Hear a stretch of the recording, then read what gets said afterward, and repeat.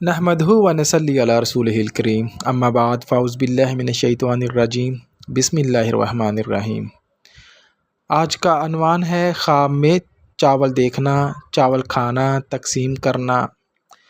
اس کے متعلق آج ہم بات کریں گے۔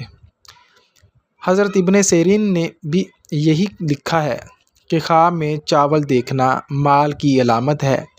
جس قدر چاول دیکھے گا اسی قدر مال حاصل کرے گا۔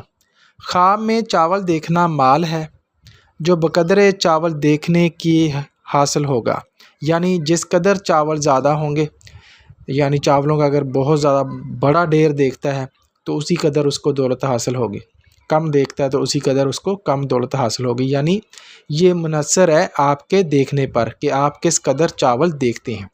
اسی طرح حضرت ابراہیم کرمانی رحمۃ اللہ نے فرمایا ہے کہ اگر کوئی شخص خواب میں دیکھے کہ پکے ہوئے چاول کھاتا ہے تو دلیل ہے کہ وہ مراد پوری ہوگی۔ یعنی اگر پکے ہوئے چاول کھاتا ہے تو اس کا مطلب یہ ہے کہ اس کی دلی مراد پوری ہوگی، اور وہ مراد کیا ہو سکتی ہے؟ جو اس کے دل میں ہو سکتی ہے وہ پوری ہو جائے گی، اور خیر و برکت اور نیکی کی طرف اشارہ ہے۔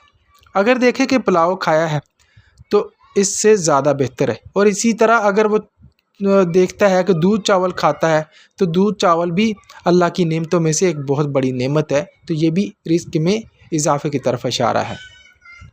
اسی طرح خواب میں پکے ہوئے چاول کا کھانا نیکی اور بھلائی کی علامت ہے اور دلی مراد پوری ہونے کی خوشخبری ہے۔ ان علماء تعبیر کے حوالے سے مزید یہ ہے کہ جو چاول دیکھتا ہے یا چاولوں کا ڈھیر دیکھتا ہے، چاول کھاتا ہے تو یا چاول تقسیم کرتا ہے، تو اس کا مطلب یہی ہے کہ اس کے لیے یہ اچھا خواب ہے۔